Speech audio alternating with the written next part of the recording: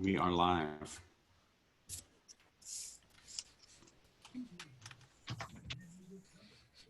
Look how many people came back for a second round. Stockholm syndrome. Glutton for punishment.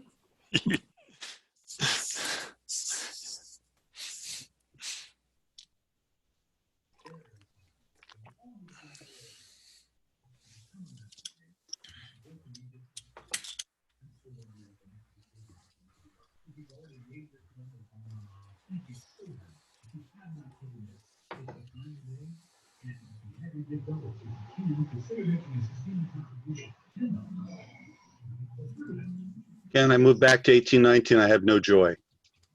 Wow. I'm wondering if those two headers are not soldered. So at some point, look underneath the board and see if you see solder on them like you do on the other through-hole parts. But it seems that they would lift out as well. That's not happening. I do. They are soldered? So I think what I'm going to do is send you a new Cyberbot board. And yeah, it's not the microbit module. I think a trace maybe, or maybe the way our coprocessor is sitting on the bottom of the board might be a manufacturing issue.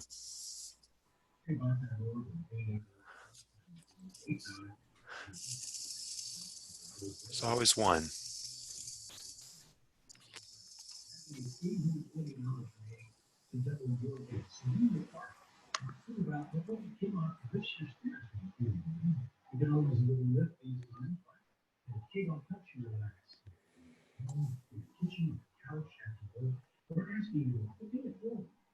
Hey, Ken?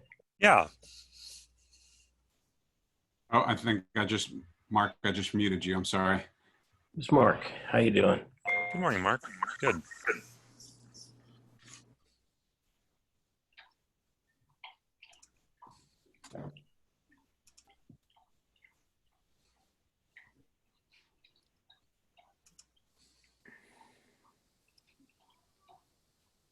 Have shifted. The micro treatment remains the same. Contact your healthcare provider to see if Ubrelvy is right for you. Ubrelvy, Anita, I put you on mute. I hope you don't mind. Folks, as you're coming in, be mindful of your surroundings. Mute if you need to, unmute if you want to. We're here to help. You can mute if you want to. You can. So for those who are here, I'm just checking out this reactions button. Give me a thumbs up. I want to see how get a better idea how it works. Okay. Why do you want us to give you a thumbs up? To know that you're succeeding. So when Ken talks about reactions, what we're referencing is in the bottom of your Zoom window, next to chat, all around the right, you have a smiley face that's labeled reactions. So you can click reactions and then you can either clap or give a thumbs up, and it shows up in the grid view. So no need to do physical, right? We want to do social distancing, so no physical thumbs ups anymore. You can give us digital thumbs ups. I don't have that on my chat window, I don't think. Okay. So it's a if you update Zoom, it'll come in the latest update. Okay. It was a recent update.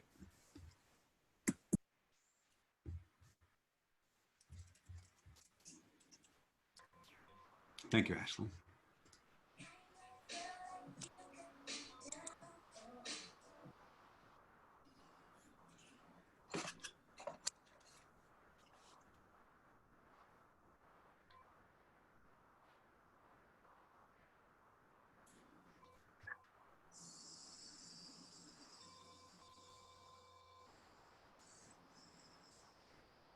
Are there any questions before we get started? In just a couple minutes, I got a couple folks I can throw into breakout rooms to give help for last steps of assembly or troubleshooting servos.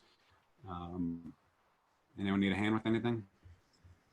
We just had to build the robot and get the original update the program on the micro board. Is that correct? Yeah, yep, build the robot. Okay, done. Thank you. I have a question. Last night, well, first off, good morning. This is Carl Snell. Last night, after building the robot, when I tested it, it would just spin counterclockwise in a circle. And this morning, I can't get it to move at all. Coffee. Matt, Joe, or Tommy? Me. Joe? You try like Looks click like and a reset, make teenage sure the robot. board's on 2, the power position switch 2, make sure it has power. Make sure the batteries aren't dead. Hopefully you didn't leave it running all night long. Yeah, I checked on 2 last night. It would do the clockwise circle, the spin. And this morning, I changed the batteries out, and it doesn't do anything. When you turn it to 2, do you see the 2 lights beside that 3 position switch turn on? Yes. And it will run the Hello World, or I have my wife's name in here at the moment. It's running that? Yes, sir. Okay. And in that Hello World program, it has the servo motion? Yes, it did. I took it out and tried to just run the first program in the tutorial, the servo at -75. Hey, Carl. Let me shuffle you off into a breakout room real quick. This is a great opportunity to practice our breakout rooms. Are you okay with that? Yes. All right. Joe and Carl, we'll see you guys in a minute. Okay. All right. Okay. Well, I think we can get going then. We're sitting at 65 people, still loading in a few more. So we'll give this like 2 or 3 more minutes. Anyone else having any concerns they want to get shuffled off before we get started? I have another question. Sure, Ken. On the robot, how do we get in to access the program? What's inside? Just go into the directory of the robot once it's plugged in and just see what's in the directory? So once the code's uploaded to the microbit, no, you can't edit it once it's uploaded to the microbit. You can come back to the online editor, change your code, and reflash it. Oh, okay. That'd A be the one-way easiest street. way. Yeah, Thank you. sure. Let me try that. All good questions. There's always something.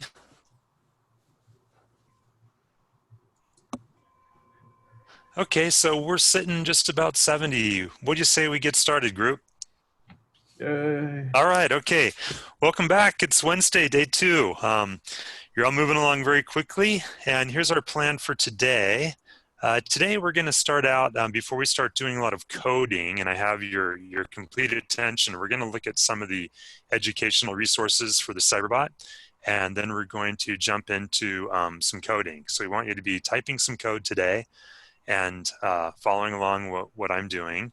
And we'll do some loops functions. We're going to keep it real simple. We just want to get control over the robot movement. And then we'll look at the breadboard, how it works, and talk about the whisker build. So it's going to be a busy morning.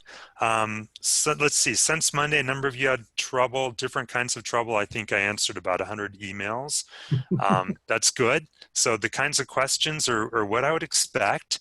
And just want to remind you and give you a little bit of encouragement. Engineering is kind of complicated sometimes.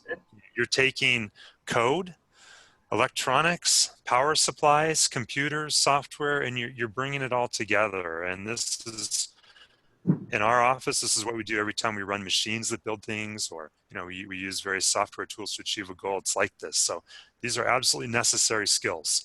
And I appreciate that there's some frustration along the way, but the pieces do work, and we just have to make them all work together.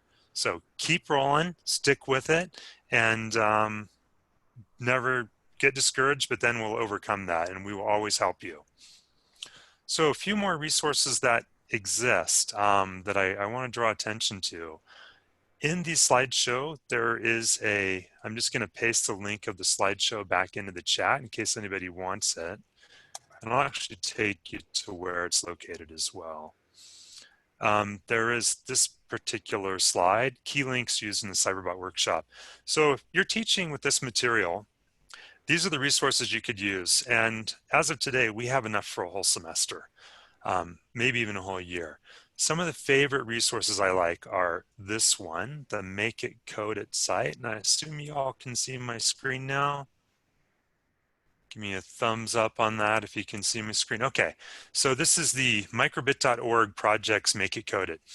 And you can have your students spend time on a site like this working with Python without the robot even in the picture. So they can code in Python and learn to from this type of resource. And the way you can use this tool is you can click on Python for code examples, and then you can choose a subject or topic. And let's just say I want to choose the accelerometer.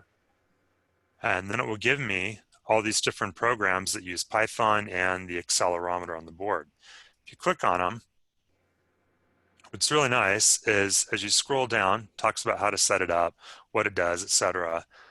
You can see this in Make Code or in Python. So if you choose Python, here's your code, and you can go straight to the editor and open it. So this is pretty handy. It's easy, it's fast, it works well in a classroom. Pretty good resources on the Make It Code It site. The other key resource is, let's look at the BBC MicroPython documentation. So what is in that import microbit.star? It's all shown here. And there are great Python examples for every piece of hardware on the board. If you want to see what's included with the import microbit star, you can go look at this API. And basically everything on the board, all the hardware, is supported by this. So as you get into other projects like driving NeoPixels or something, or speech, you will add other modules. So I think this is also a good tool just for learning about Python coding.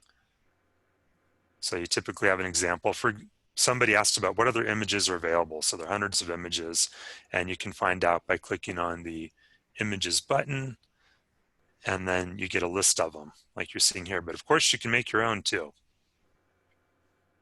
So that's a good resource. Going to the Parallax site, we sent you a login for our learn.parallax.com site.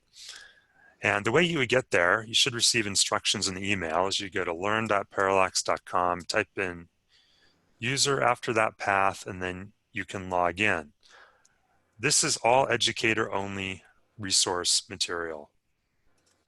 And you can click on the educators button and scroll down to Cyberbot, and let's just see what's there. And we'll open a few of these things up, and then we're going to look at what NYSERC has. So first off, the key resource is the slide support material, and that is this presentation I'm using. There's a ton of stuff in here that we're not even touching today, that we just don't have time to in 3 hours. We're kind of hitting the gotchas, the challenges of getting anything up and running. But the first link is that support material, actually the second link. Third link is the standards matrix. So if you click on that, open it up, we will be aligning the Cyberbot also to probably the North Dakota cybersecurity standards, unless we have something else coming out of NYSERC to match to.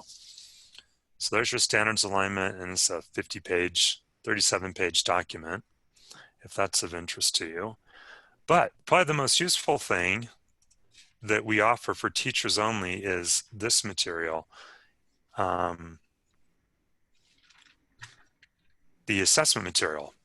So you click on this and you will see that it comes into chapters that reflect our book. So if you're looking, for example, at learn.parallax.com and you're in the main lessons for the Cyberbot, and let's use touch navigation as an example because we're going there later today, and you click on this tutorial,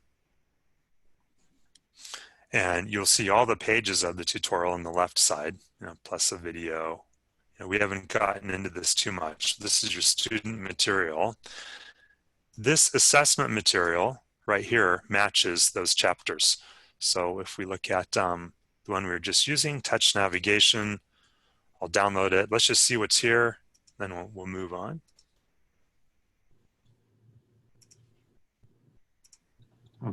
Okay, so when you open it, you'll see two files. One is a PDF, the other one is an RTF format, which you can bring into Word or Google Docs. So we'll just open the PDF. And here you go. So these are the questions, and they match the chapter. And the answers are at the end. I think you're probably all used to this kind of thing. So you could just print what you want for them. And this is kept current, although right now we're behind because we have the cybersecurity series, and that has no assessment yet, but we'll get there. So Chuck, passing over to you. Do you want to share some of the NYSERC? Oh, before Chuck starts, one more important thing in there is scope and sequence. I mentioned earlier that we have a half year of material. We do. We have probably over 150 pages now on the Cyberbot tutorials. And this is the scope and sequence as of probably about 3 or 4 months ago. And it may have worked out to be about 20 hours or so. But I think now we're well over 100 hours of material, including the cybersecurity content, which we'll look at Friday. So Chuck, you want to give us a NYSERC look? I will. Okay. I'm going to take over the screen share, and I'm going to show my curriculum. All right. Good morning, everybody. Again, Chuck Gardner from the Cyber Innovation Center at NYSERC. We've got a couple of folks from my team on the call today. So if anyone needs a breakout room, by all means, throw a comment up in the chat and we'll get you shuffled off. I've got 2 breakout rooms active right now, and we're happy to help you troubleshoot. So NYSERC, through a grant from the Department of Homeland Security, is able to create and distribute curriculum to teachers across the country for free. And that includes a whole library of content from K through 12, including specific support for the Cyberbot. So we've got red, orange, yellow. This is our elementary, middle school space. Yellow, green onto blue is our middle school, high school space. On into purple is our high school content. And where we're using the Cyberbot and other Parallax products in the classroom are courses called Cyber Fundamentals, Cyber Literacy, Cyber Lit 2, Cyber Science, Advanced Math, and Physics. To give you an idea of what you can get access to, this is our Canvas dashboard, so you can register for access, and I'll show you where that is in just 1 second. And you get access to all of this stuff, and each one of these icons represents roughly a year-long course. Some are more, some are less. But when you see something like cyber literacy, for example, and you click into that course, we have content in cyber literacy that supports the BoBot from Parallax, the ShieldBot with Arduino from Parallax, and the Cyberbot. And for example, there's a whole year's worth of content that covers some of the stuff that we're doing here. For example, centering servos and servo commands onto the maneuvering and turning and basic navigation. We do whiskers here. We do infrareds. And this is all part of a year-long course that also includes an introduction to electrical concepts, as well as discussions on liberal arts, ethics, and things that students need to know about operating in this domain of cyber. So we talk about artificial intelligence. We do some current events. There's a great debate project. So again, all of this content's free. And to gain access, you'll go to nyserc.org/curricula access, or just go to nyserc.org, follow the link to curricula access. And there's a form here to vet you as a K-12 teacher within the continental US or within the 50 states or US territories.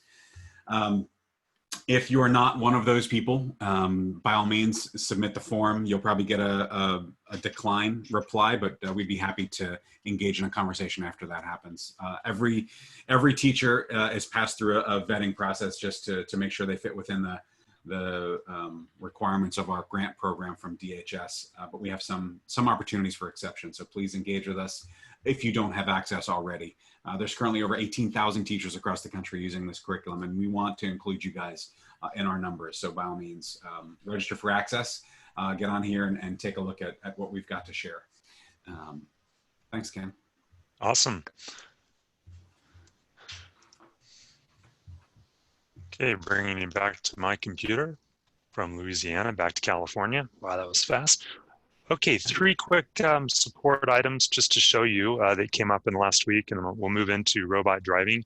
The first is for those who've had trouble adding in the cyberbot.py module. There is a video I have online, and I'm just going to drop it in the chat. And I just noticed it has no audio, which was really strange, but I don't think it actually matters. I watched it, and it's very helpful anyway. So if you have trouble with this, there's a video. Second thing is the following. I think you can see now, by the way, I got my document camera working. Yay, I just got the right software. And for those that want to mess around with the document cam and Zoom, don't use the Zoom tool with the IPEVO software. It just doesn't work. You need to use the IPEVO software, put it on your desktop, and then share the whole desktop. So what I want to show you is power supply situation that's quite common. Whenever there are motors involved and we go through some of this troubleshooting, power supplies are always a big deal. So here's an example where I have just 2 motors hooked up to the Cyberbot board. It's not on the robot. And I'm just going to turn the board on. And you will see this flashing red light. Okay, so it has a little triangle exclamation point. That's a low battery indicator for future reference. So when you see that, you now know what's going on. That's a new thing for our boards.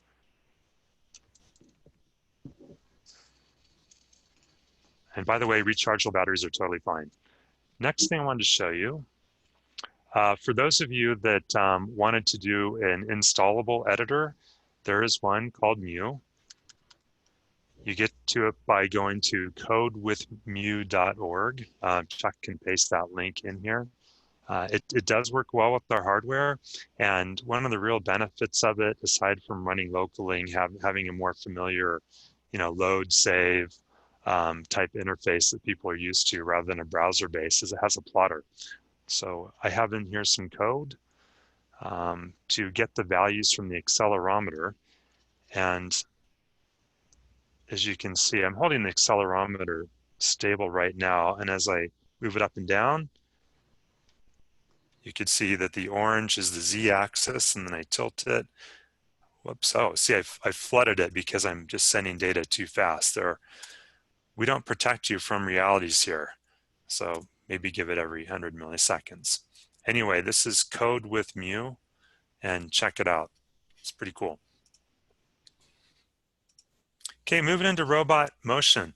So it's 8:20 West Coast time. We're on schedule. We're going to go till about a quarter after the hour, then we'll entertain all tech issues. So the motors on your robot, not knowing how far you got, we're going to go over some basics. As you look at your robot and you look at the left side, this motor will turn counterclockwise for the robot to go forward. And then if you look on the other side of your robot, the right motor, it's going to go clockwise. Okay, and so for that reason, you will see that we are giving 2 different speeds, or a negative and a positive value, to the motors to make it go forward. So in this picture, you see a little code snippet that starts the motor, left motor out with a positive value, which causes it to go counterclockwise. Then the right motor gets a negative value. All right, and if those 2 values are equal, the robot should go in a straight line. So the values that we can put in here are between -200 and +200. Our tutorials generally use 75 and -75. And by the way, if you've used other, like the Bobot or something, what's happening here is once you give it a speed, it's being maintained. And there's a little processor on the board we're going to look at later that's doing a wonderful job of maintaining these signals for us. So in your Python code, you set it, But if you put a scope on that signal on the servo port, you would see there's a pulse, a positive pulse every 20 milliseconds. All you have to do in your code is set it once. But what's really happening is there's a pin that's driving high and then low, on and off this whole time. Relationship between speed and values and RPM. Let's look at this picture. Okay, so on the bottom here, you'll see the argument you'll put in your code, which I mentioned can go from -200 to +200. So when you give it a 0, that's center, we call it, and the motor should not turn. All right, and then as you give it a positive value up to 200, you'll notice that it ramps up quite linearly until it gets to about 100.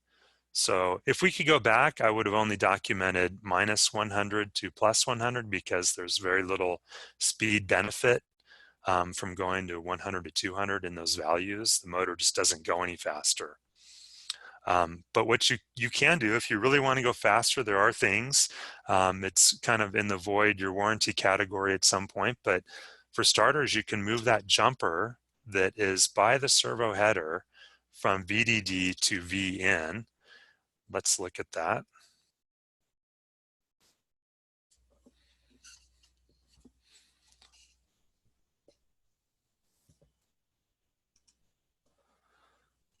Okay, not the best picture, but yeah, it's just kind of dark. I'll try to give it a little more light. Maybe that helps. Okay, so you'll see a small jumper right here next to the servo ports, and it says VN on the top and then 5 volts on the bottom. So this allows you to select the voltage that's going to the servo motors. So the speed on the motors is a function of 2 things. The value you give it, -200 to +200, and also the voltage input. 5 volts is a regulated 5 volts. Now your battery pack has in it how many volts of power? With alkalines, it's going to have 7.5 volts, okay? So if you switch that jumper from VDD to VN, now you're powering the motors with 7.5 volts. So they'll go quite a bit faster. So there are also high-speed servos and servos that have feedback.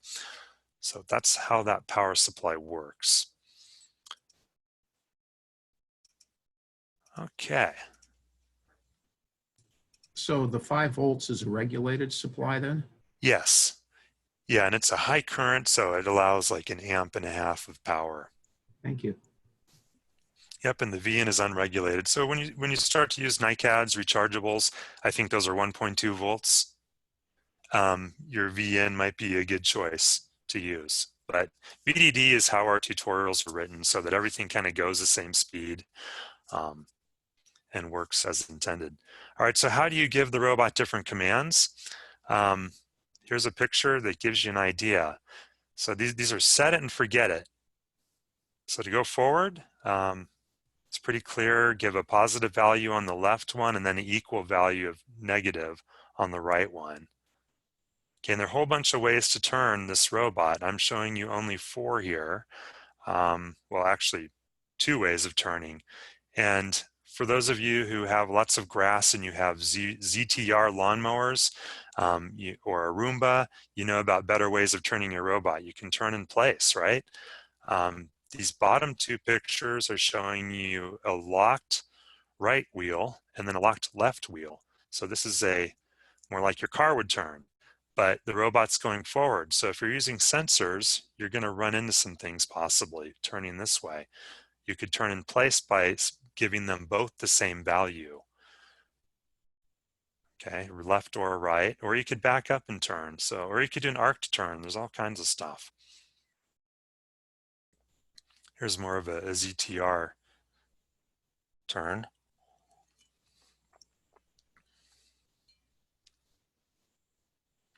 Questions on what I'm showing you so far?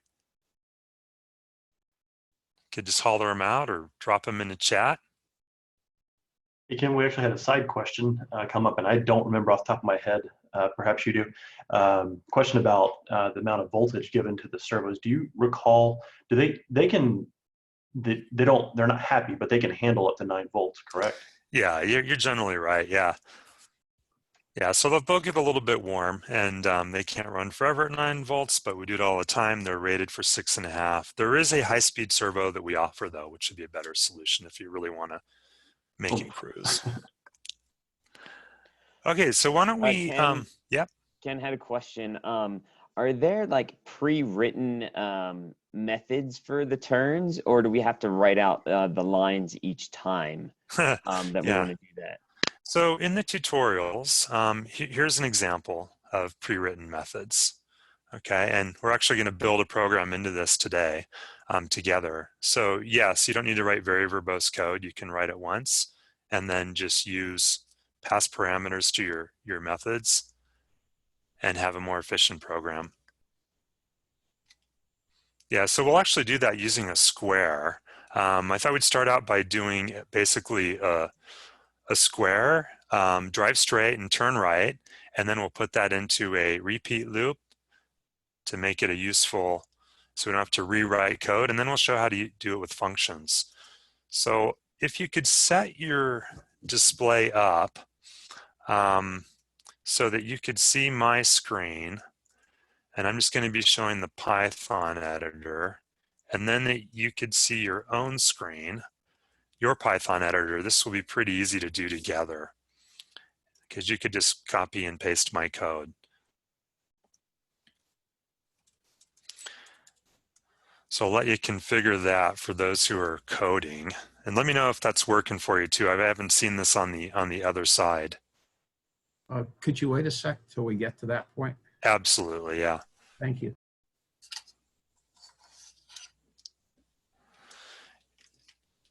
You guys are real star performers with Zoom because we are absolutely pushing the abilities here with 80 of us in a class, and we're all connected to hardware.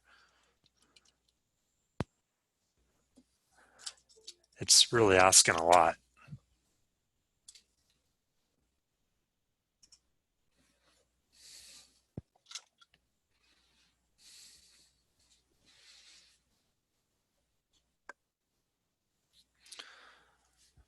So you're all setting up okay? Are you getting the Python editor up on one side and then hopefully a view of my screen on the other? Okay, I'll give you another minute to do that.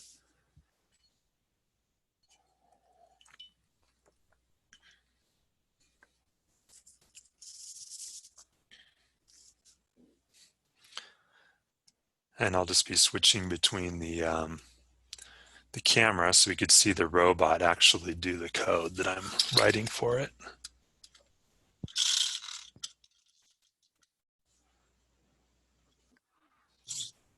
Yeah, I forgot we have to go to Chrome for it to work right. I think you're okay with Firefox. Okay. And other browsers here. Okay, so starting out here, all right, maybe a thumbs up, visual thumbs up, or actually use the button that you guys are ready to go. Okay, all right. Okay, so the purpose of this is just to get familiar with how the code affects the robot movement, and then typing code, because we focused on the big hits to this so far, but not actually doing anything. So that's what we're going to do. So once you've got this, your browser up and you have the Python editor here, let's make sure you've got the cyberbot.py file, because that's the first thing I've done here is I've imported it. So I'm going to click on load save. And because of the zoom that I have set up on my browser window, I actually have to put my mouse button over the load save area to scroll down. And I want to see that under project files, I have got the cyberbot.py code there, and I see it. So that's good. So I know I won't have a syntax error from this. Go ahead and type this code in. And I'm going to add a line here, and I'm going to add some labels or some remarks as well. And it can get really tricky for me to type code and then for you to follow. So I'm going to be telling you what I'm doing as much as possible.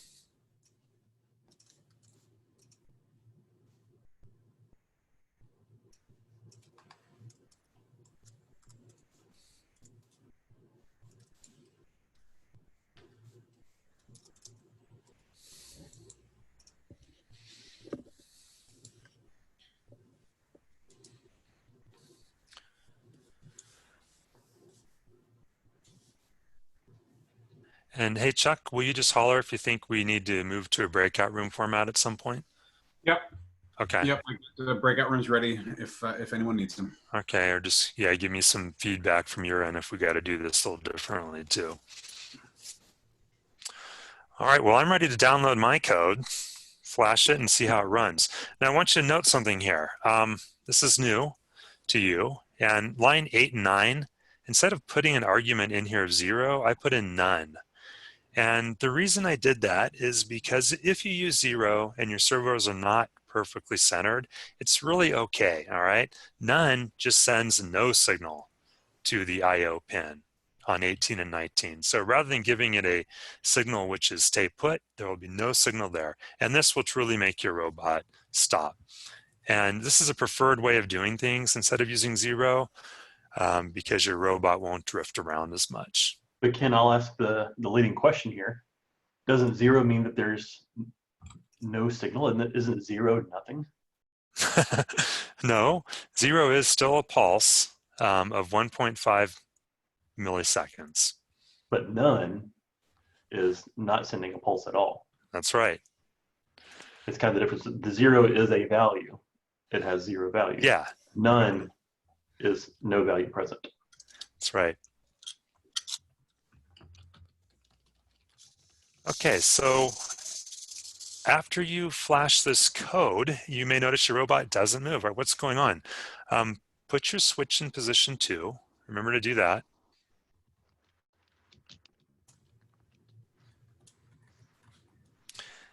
And I'm just going to position this next to my camera.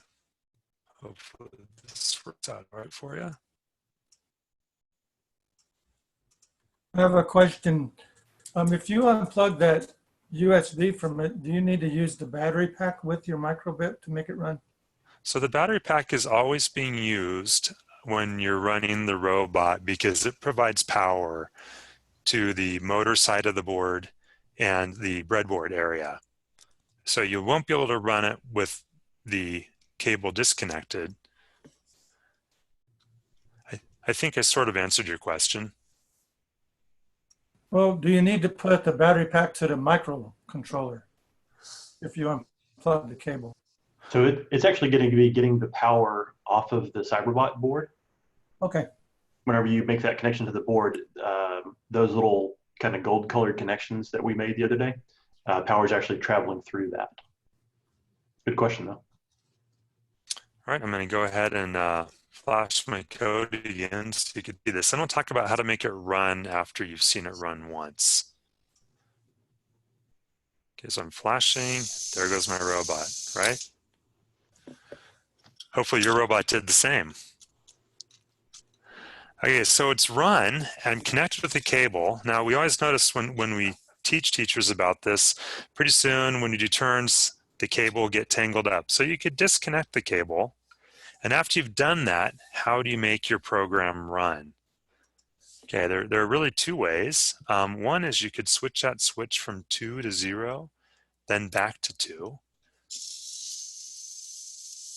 Or if you just want to leave it on, you can press the reset button on the microbit. And I'll show you where that is.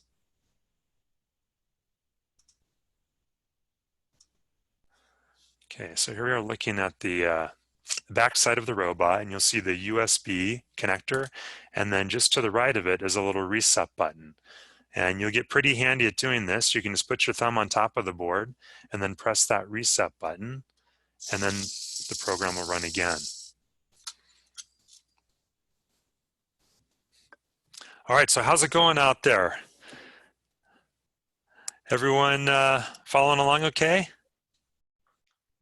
All right. Ken, I wanted to address real quick in chat. We had a question. Jeff actually asked a question. Just to remind everyone, you've got two options on the editor. You can download the hex file, or you can save the .py file.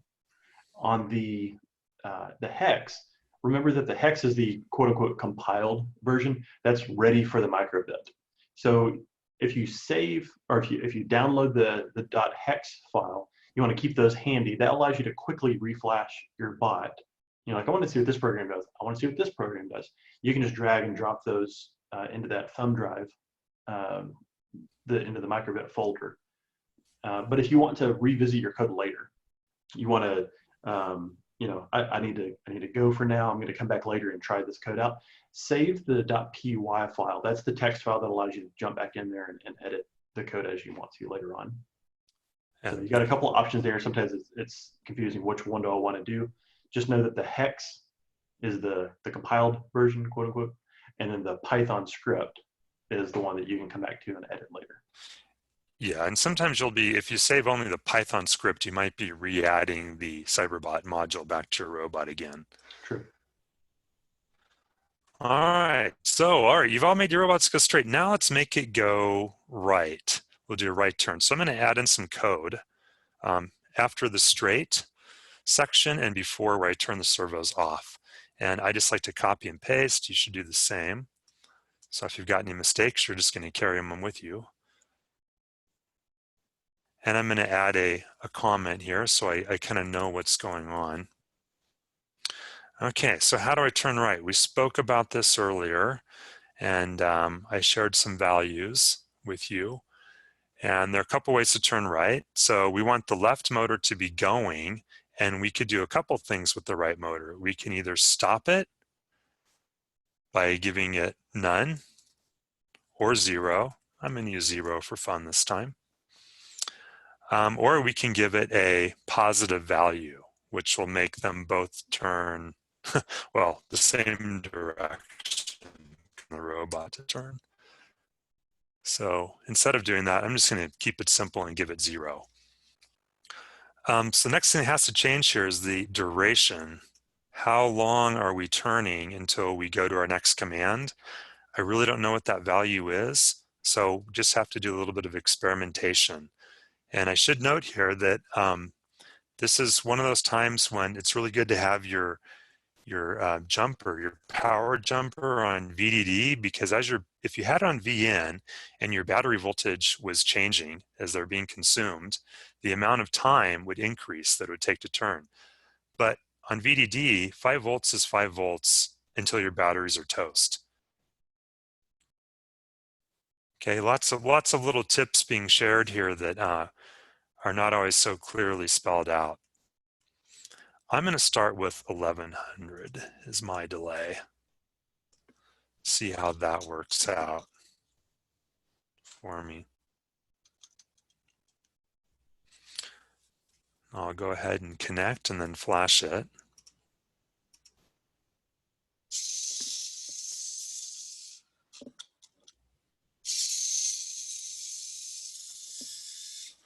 And it'll be difficult to see what's going on because I have a cable attached to it. So I'm going to detach that cable.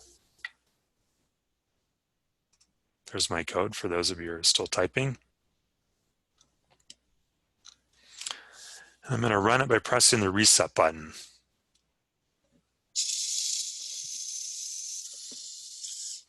Well, I hit another robot on the way. So I think what I'm going to do is I'm just going to shorten this up to about 1,000 for the drive time straight. I'm going to reload.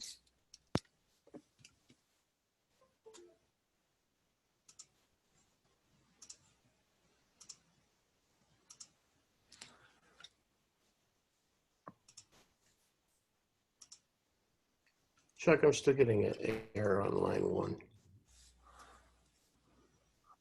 Okay, you're probably missing your Cyberbot PY file. Okay, all right, I'll take it.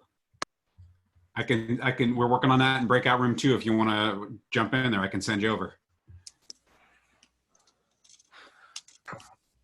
Yeah, okay. Okay, Mark, stand by.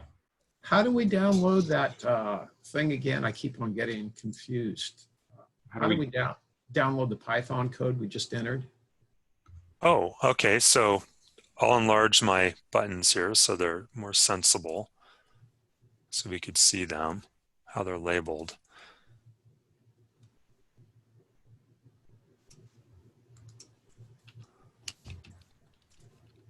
All right.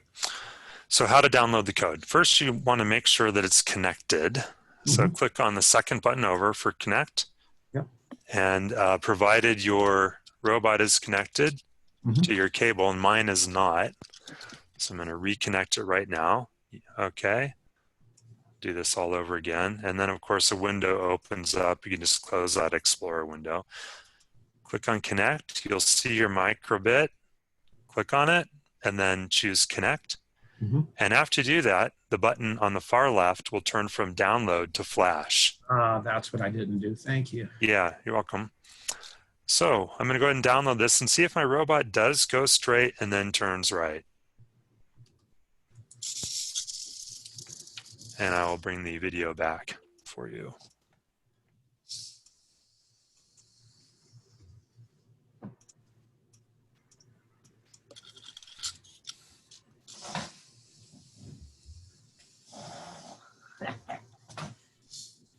Okay, mine did pretty well. I did just about a 90-degree turn, but I think I'll just make this right turn just a little longer, and then I think I'll have it. Okay, cool. Now, how are y'all doing out there? I have a question, Kim. So I have the same code that you do, but my robot doesn't stop turning right. Okay, that's because you're missing these last two functions. I've got them there, but maybe I have too much space in there. No, that would be okay. So returns, carriage returns are all right. Maybe your sleep duration is really long. 1100 is what I had. Okay, and your wheels keep turning. Also, also remember, whenever you make any kind of change in the code editor there, just because you make the change doesn't mean that the microbot has received those changes. Whenever you make a change on there, you need to click flash to send that code over to the microbit, because it's going to keep doing what you told it to do previously, and it doesn't. It's not aware that you've made any changes on the screen. Yeah, I flashed it. Thank you. Okay. Solve your problem? No, but I'll figure it out. Yep, there's something there, and you'll figure it out. So I'll give you another minute to run this code, then we'll throw it into a repeat loop so we can make a square. This Carl Snell question. I ran the code, same code, and my robot's still not doing anything. I flashed it. Would I need to hit load save? Nope. The flash, as long as you saw the yellow light flashing on the microbit when you flashed it, and what I'm looking for is this.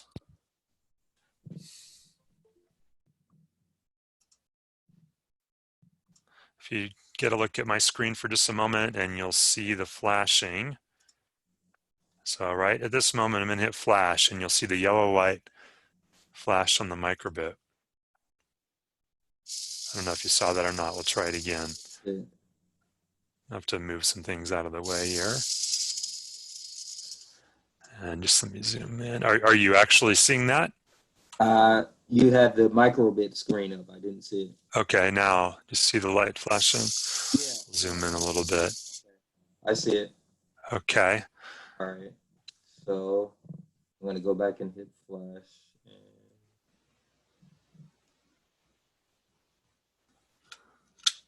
All right. It flashes and plays the hello. Okay. So that means you probably aren't putting in the same code as I have. And I'll paste this in the chat. You can grab it there. 75 minus 75, 75. Oh, I see. I left off one of the parentheses on bot 19 servo speed 0. Good. Okay, thanks. Small mistake there. Okay. Great. All right, so moving on here. So I think you all have a robot that goes straight and then turns right, and you're encountering the various difficulties your students will, which is a good thing. So let's just drop this into a repeat loop. To make a robot go into a square, we don't have to be verbose with our code, but your students will start out this way. So here's an example. All right. So your square simply consists of going straight and then turning right and then doing this 4 times. And we will use for variable in range to do this. This is a repeat loop. So the process of doing this, I'm going to go to line 2 on my code. And in Python, we can just declare a variable by its first use. So I'm just going to use x. And you'll see as you type in the code, the syntax highlighting tool will work. And you're going to give it a range to start counting from and then to. And Tommy, maybe you want to talk for just a second about how Python does repeat loops? Yeah, so the two kind of main styles of loops that you've got on here. So we're going to do this this 4x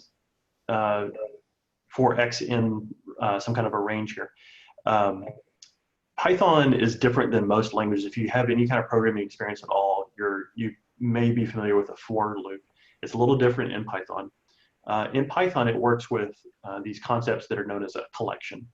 A collection is a you can think of it as like an array. For my other programs, if you're not experienced with programming, a collection is just like a list of items. Like you might think of the first row of a spreadsheet. So you've got a row of items that are on there, and you're going to do something in each of those items in the row. In this case, we're going to create that row of items. We're going to create a range 0, 1, 2, 3, and it's going to stop at 4. So the command that Ken has on the screen there, range, is inclusive of the first value and exclusive of the second value. So it stops when it gets to 4. It does not include the number 4 or whatever value you put in the second one. And so what it does is it will step through each of those values. Whatever value it's on for that iteration, it's going to refer to that value as the value x. So x is going to take on whatever value it is for that iteration. The first time through, it's going to be 0, then 1, then 2, then 3, and it will stop whenever it gets to the end value that you've given it. And you can also count from 0 to 8 and step by 2, or you can, in this case, count from 4 to 0 and step by -1. It gets real fun real fast.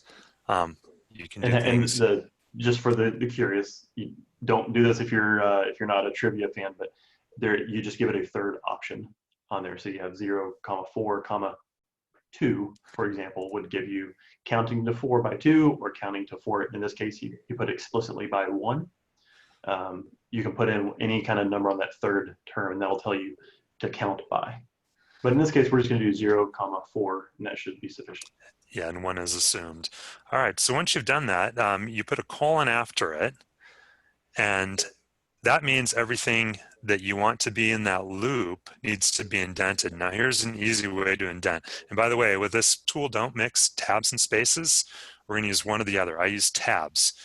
So a quick programming tip that'll just save a lot of time with your students is you can select everything you want to indent with the tool. And then when you've done that, just hit tab. Hey. There we go. Okay.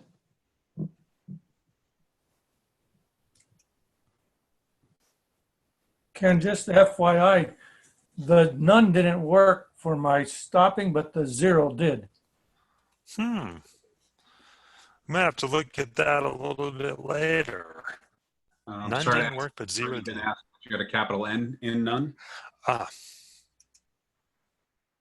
The case is sensitive on that. So if you're following my screen for the moment, and I'm going to change that bottom line of code from capital N to lowercase, you see the word went from orange to white. Now it's looking for a constant, or it doesn't know what it is. And when I try to flash that code, I should get a syntax error. And again, okay, and I didn't. I'm peculiar, not really sure why, but I should have. Did it not get to that point of the program yet? Yeah, it looks like it flashed everything else. So maybe if we made that is interesting, Tom. You haven't seen that before.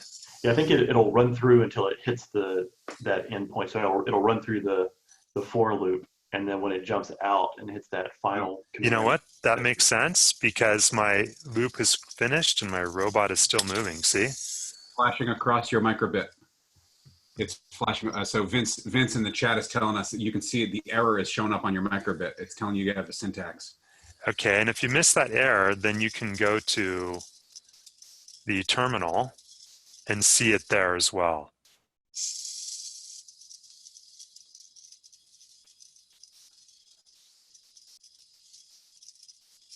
Just going to restart the microbit to see it, then I'll take you back to my code. Okay, fail there. I'm not sure why. Well, I won't worry about it for now. So I'm going to reflash and see how this does with the square, and then we're going to move into just turning those into functions.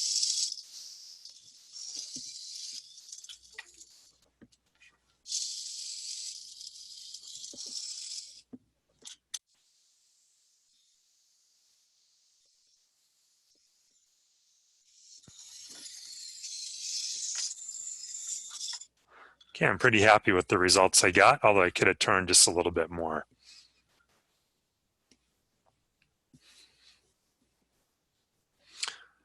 So success out there so far? All right, yeah.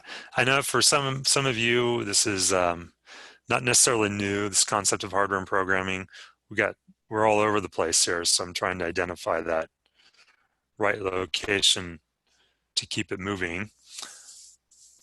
So why don't we then just use functions to do the same thing here, and we'll make a little more verbose code, and then we'll pass parameters, and then we're going to move into getting ready for the whisker bit. Okay, so I'm going to copy this code in the editor in case you're still working on it, and I'll put it in chat for you. And make sure you post to everyone in the chat. I think last message. Oh, thanks. I don't know why it defaults that way. Okay. All right, Perfect. so the code that we had up is now there. Yeah, Zoom chat leaves a bit to be desired. I'm really hoping they can give us threaded so that we're not bombarding everyone's chat. So what I'm going to do now is I'm going to take away this loop bit for a moment. First, I'm going to unindent my code. So I'm going to select everything that was in that loop, and I'm going to unindent it. And I'm just going to wipe out this repeat. And can you remind us, how did you unindent? Yeah, so I selected everything that I wanted to indent or unindent, as shown. Select all, or just select with your mouse from the beginning to the end or end to the beginning. Then choose Tab or Shift Tab. Shift Tab unindents. Okay. Super handy. Yeah, it really is. So what I think I'd like to do is turn these into functions and then call them. And this will be even a little bit more tidy than what you've been seeing so far. So to do that, I'm going to take this comment that I'm calling straight, and I'm going to turn into a definition. So I'm going to just say def straight, and then I'm going to put 2 parens after it and a colon, and then I'm going to indent that. And I'm going to do the same for this right.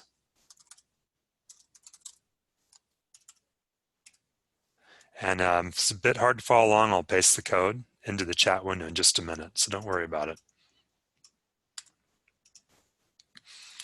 Okay, so now when this program runs, it will compile these 2 definitions, but they won't do anything. It's going to be looking for the first line of code that is not a defined function. So down here, I'm going to call these 2 functions. That's all you have to do. Straight and right. So here's a variation of that program we were just doing with functions.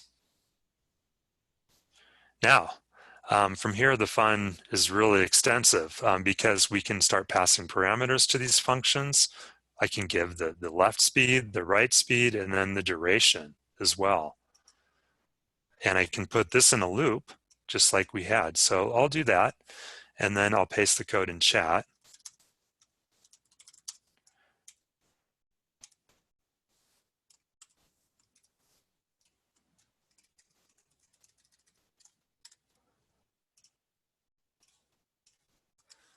And what I'm showing you right now is not actually used extensively in the tutorials. It becomes more used in the sensor area, but our slideshow has progressed beyond the tutorials, so we will update the tutorials to demonstrate this kind of thing. So this code should do also a square.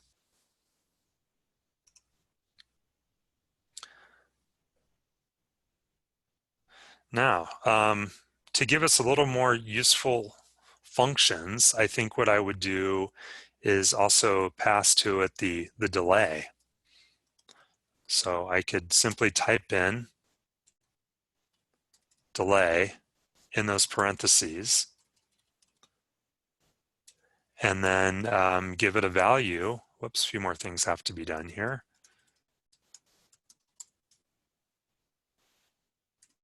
Delay is not a reserved word, is it, Tommy? Say that again. Is delay a reserved word? I don't think Keyword? so. I don't think it is either.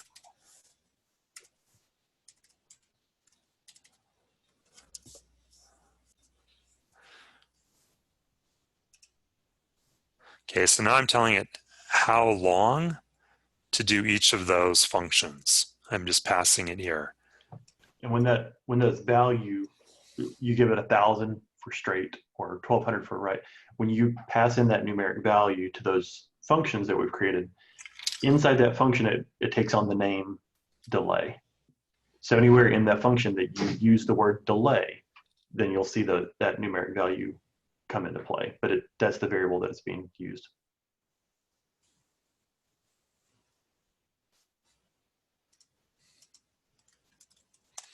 And that code is in chat. I didn't run it, so don't know if it works, but I think it would.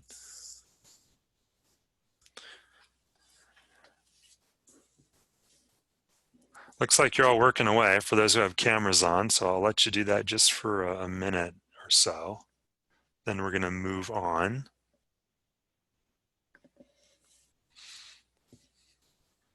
Anyone need a breakout room, feel free to throw up a hand in the chat. We've got folks ready. It's been very productive so far this morning.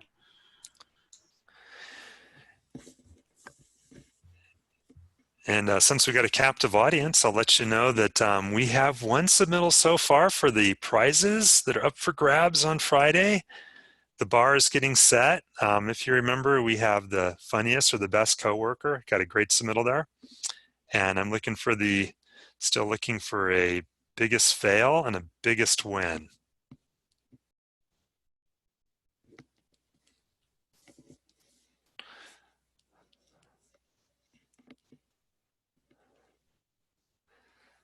Python snakes not allowed this time.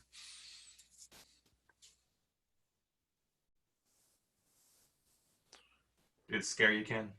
The snake? A bit. I've never held one in my life. I got to get over it. Question in the chat from Kurt. I'm just gonna suggest every time you reconnect, if you turn your power switch to 1, the wheels will not spin. So if you're connecting on 2, yeah, it might re-trigger that code, and the bot will start moving again. But if you turn your bot to 1 before you disconnect or connect, it won't start running every time.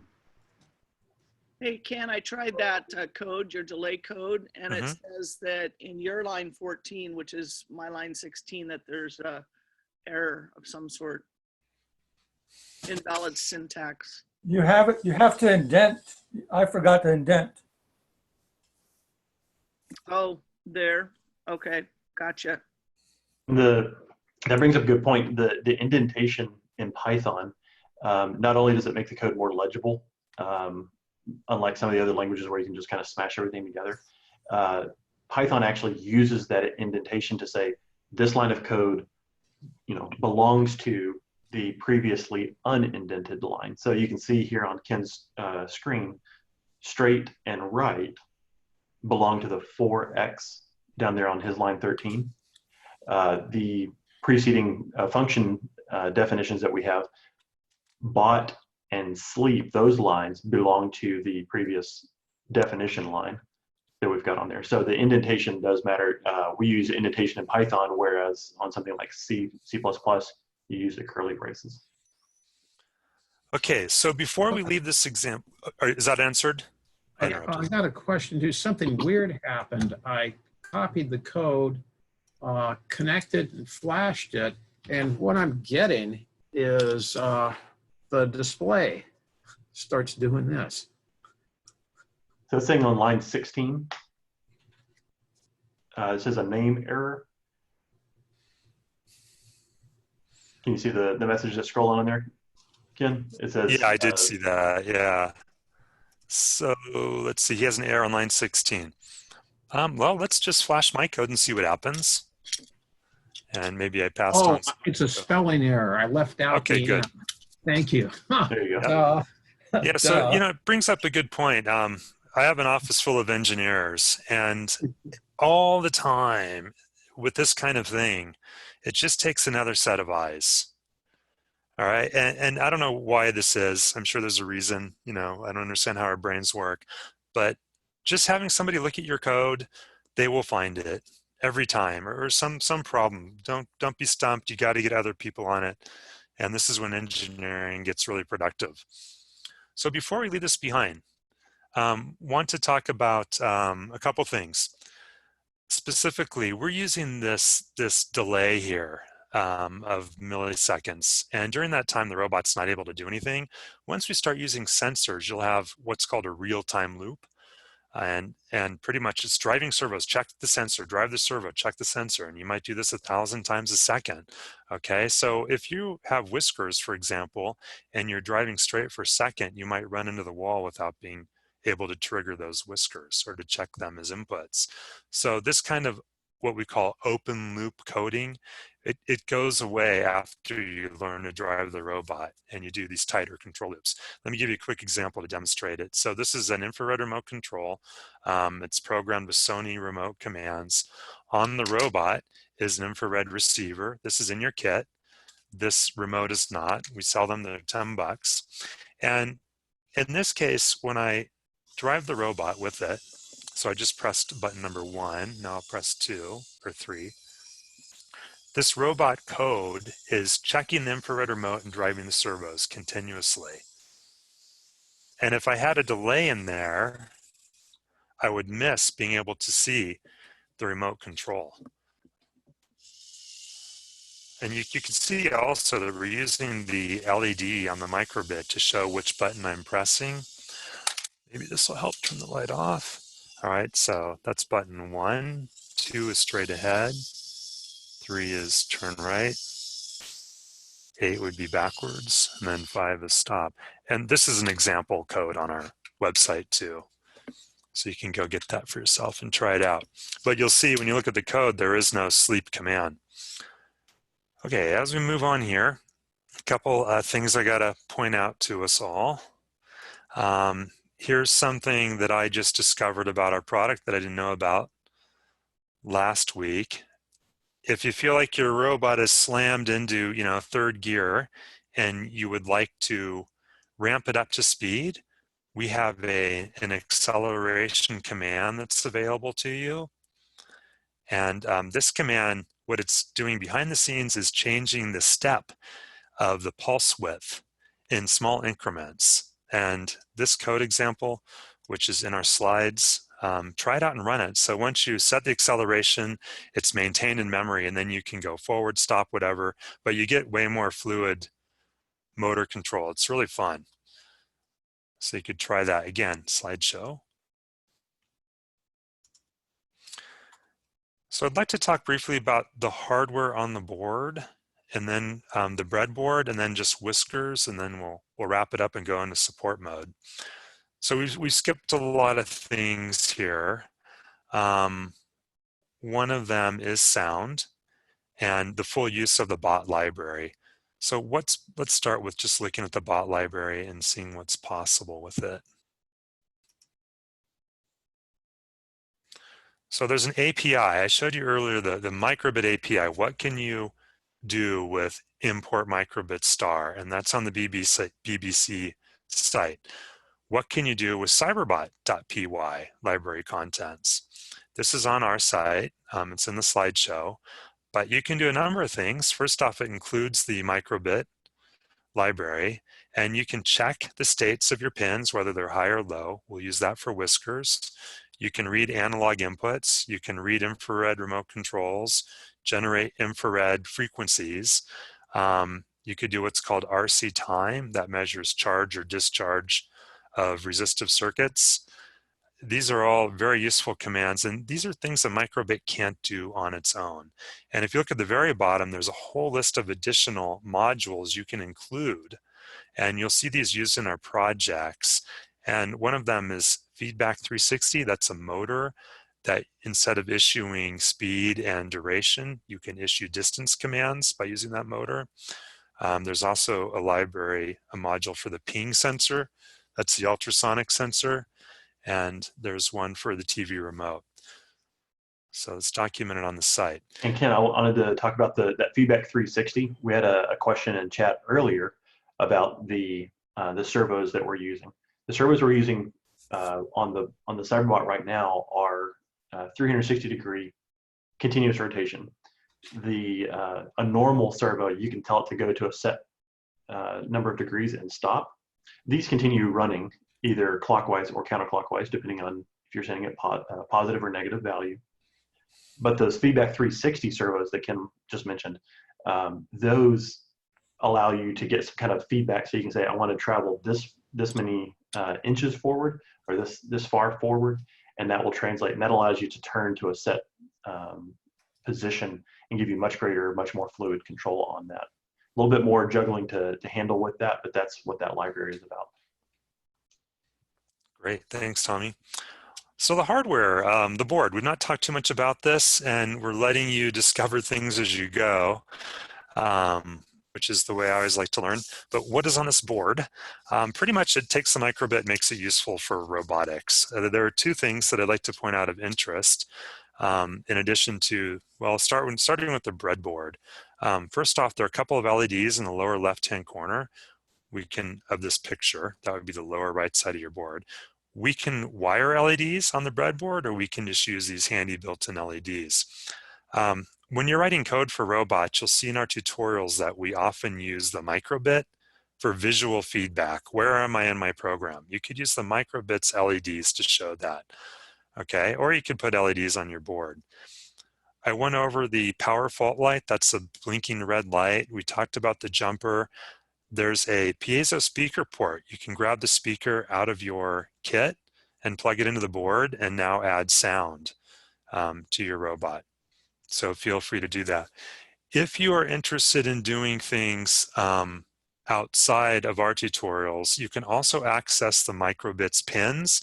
You know, you're entering a world of discovery here, and I'll give you an example of, you may have seen my coronavirus Your Arrested robot, which is this one, and there's something different going on with it, which is you see flashing red and LEDs. These are called neopixels, and I wired them directly to the microbit IOs, which are those round ring terminals.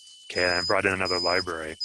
And what's happening here is we've made everything accessible on the breadboard through a coprocessor. This is transparent to your students. This is not information you need to know initially. As you really dig deep, you might discover this and go, what's that thing all about? So as you look at the back of our board, I'll put one up here in a moment.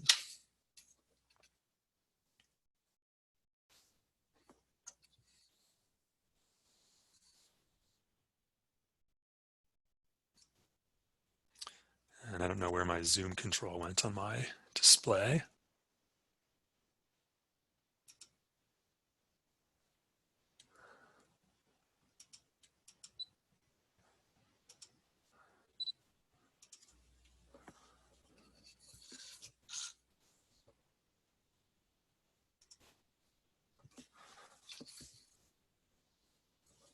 So I'm looking underneath your robot at the moment. There's a chip here in the middle.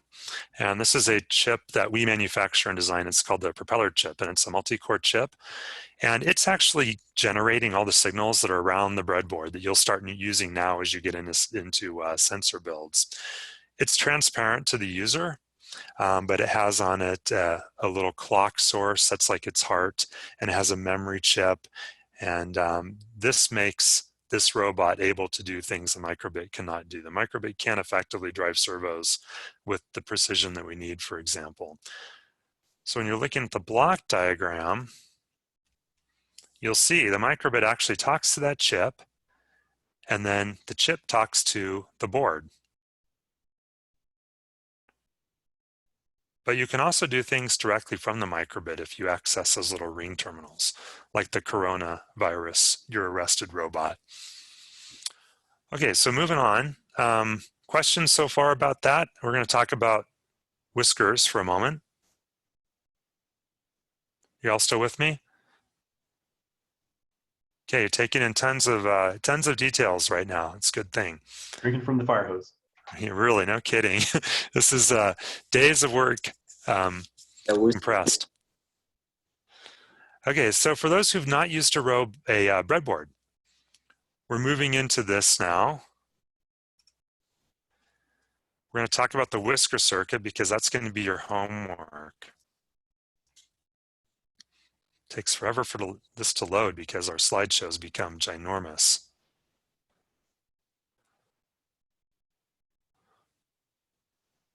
Maybe we just won't load it. Give me just a minute here. Try that one more time.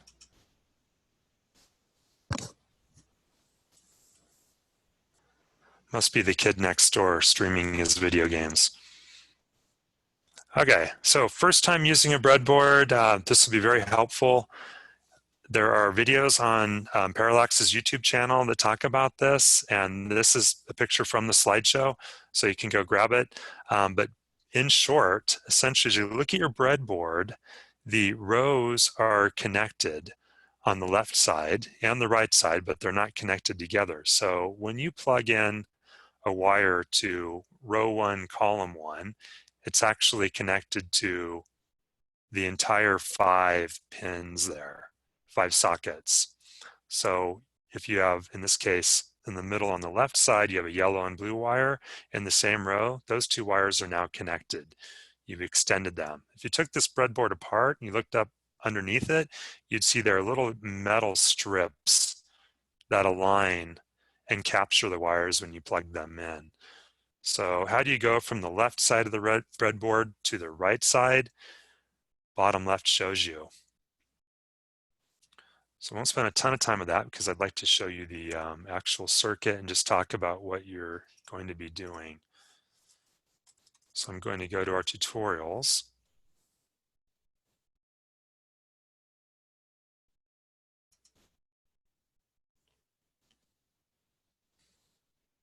And we're going to run the test code together before I set you all loose so you can see what lies ahead. So the project you'll be doing is a circuit build, and it's called Touch Navigation for the Cyberbot. It's the first of several sensors that are in the kit, and this allows you to physically run into things. And these little whiskers on the front of the robot will then cause the I/O pin to change its state from high or low. It's like reading the signals on the other side of a light switch with a voltmeter. That's kind of what this is doing. So when you use any Parallax tutorial, and I'm going to log out to give you a little cleaner view.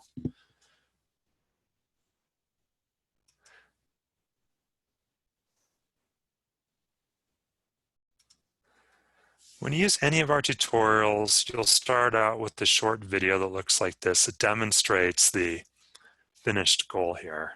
So we'll just watch it really quick.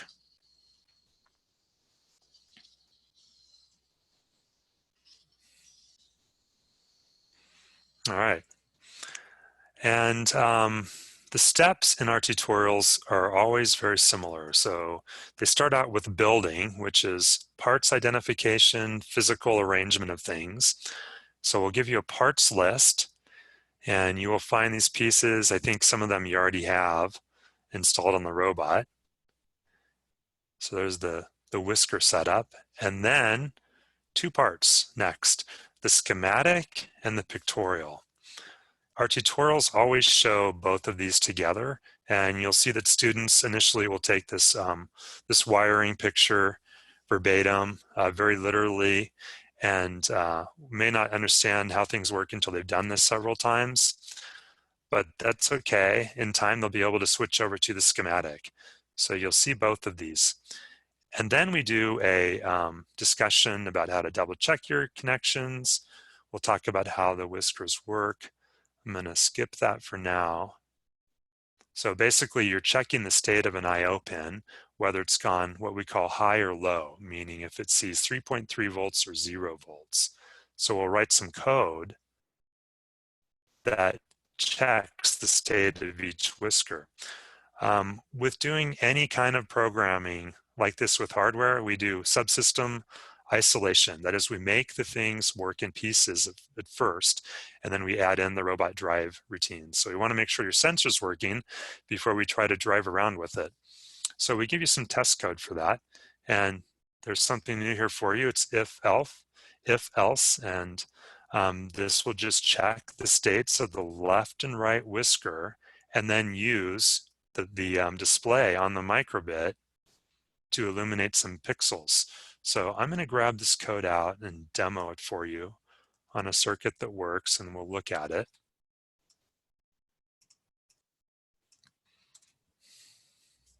So I always debate inside Parallax whether or not we give them the code or we make them type it in. For the Cyberbot, they're allowed to copy and paste so far.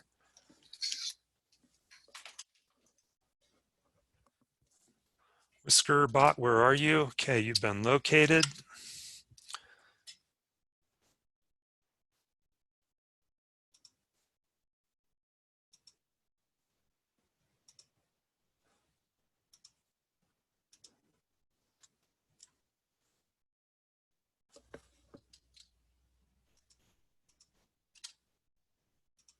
Pardon me while I configure my display. We're all going to be Zoom experts at the end of this lockdown.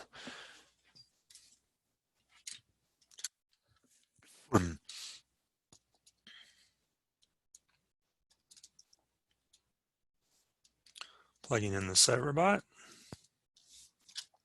I'm going to put the power switch on 1 because I really don't want it rolling away. I'm going to load my test code up.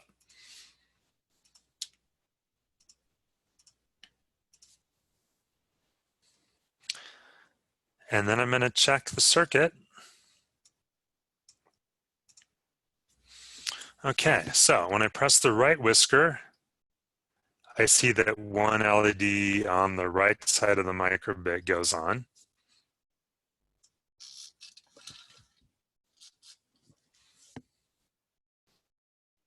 Left side, and both.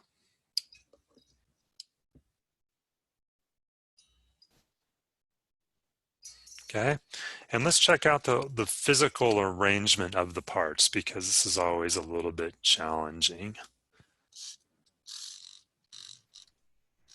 So you're using the whisker as a bump switch on the header there. Yeah, exactly. They're a super low cost bump switch. So the whiskers are connected to ground through the chassis, that screw, and then the standoff. So that ground also goes back to the robots, the Cyberbot's ground, which is the PCB. And these are pull-up resistors. So there's 3.3 volts that's present. And right now, the least resistance is for that current to go to the I/O pin. So that I/O pin will read high.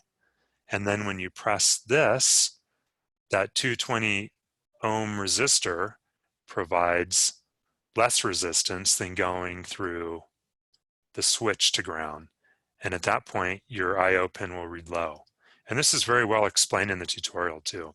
So the challenge with this circuit is usually the physical setup. You know, it's a super low cost way to get a bump sensor. But essentially the whiskers just need a very light actuation to trigger, and they're pressing against these what we call 3-pin headers. Give you a closer look at those. So these are 3 little metal posts, and you notice they're in the same row on the breadboard. They're all connected together, It could be 2 posts. We just use 3 because they really stick well into the breadboard. So after you get your test working, then you can actually move on to making it roam. Y'all want to see it roam? Okay, I see some head nods. All Roam right. if you want to. Yeah. You can roam around the world. So this will start to look familiar now as you see code here, because we have function calls, we have if, elif, defined functions, so a little more things start to come together for you. And what I would like to see you guys do, is go on your own way. You learn how to code by having a project. And you can start with our work, but you could do things like add in the speaker, or add in some LEDs. And keep in mind, when you add in a speaker, you're generating a tone for a duration that your robot won't be doing anything else. It might be driving, but it's not going to be checking sensors while that tone is being created on the speaker. Okay, moving back to the camera. Let's try it out. So in that time, I had the switch in position 1 because I didn't want the robot to roll away right after I flashed the code. Okay, so I'm going to disconnect the cable. You don't have to have cables get all tangled up around you. And now I'm going to put it into position 2.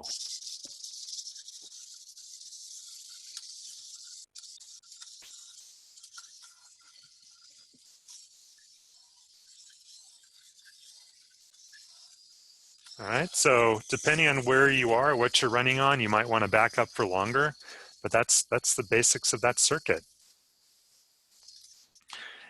So as you progress, you'll move from things like that into more sensors that we offer. Actually, here's a bigger build that you might actually try before Friday. Let's look at it, and then we'll wrap it up here in a second. This is infrared emitters and detectors. So this would be your wireless version of the same thing. Let's see if it works.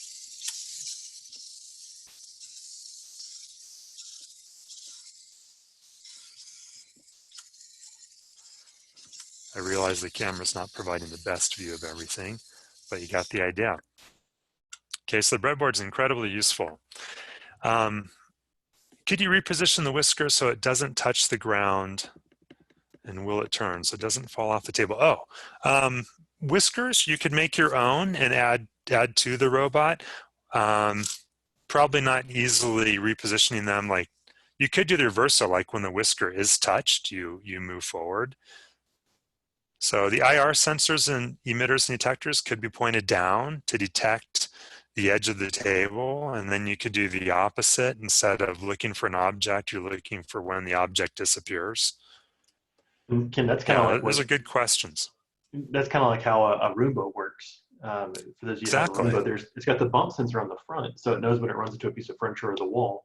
But it's also looking down when it's driving, and that keeps it from driving off. If you have a 2-story house, that keeps it from going down the stairs and hurting itself. So it's always looking downward, like the QTS sensor he's holding up there. Yeah, you're all just discovering, a huge world of fun here. And the physical placement and code has everything to do with, your success rate. What kind of sensor are you using? Does it see? Does it hear? How does it work? These are sensors that could detect the edge of a table quite nicely. They follow a black line. These are emitter and detector pairs for infrared.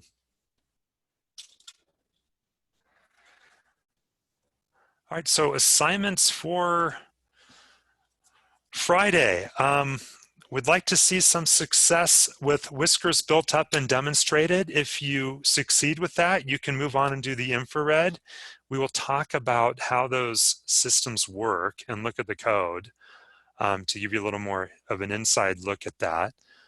And want some demonstrations from you, so I'll be able to show you, you can show us with your camera what you've done, and we can start out with answering tech questions.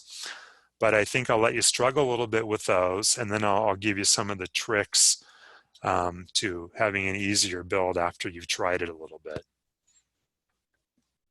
So whiskers will be the homework, and if you succeed with that, then you can go on to the infrared project and get this working. So on Friday, we'll first do our homework demos, discuss those systems, and then we're going to have a guest presenter, which is Andy. And Andy has been working away with the NYSERC team, Chuck, Joe, Tommy, who are all online with us.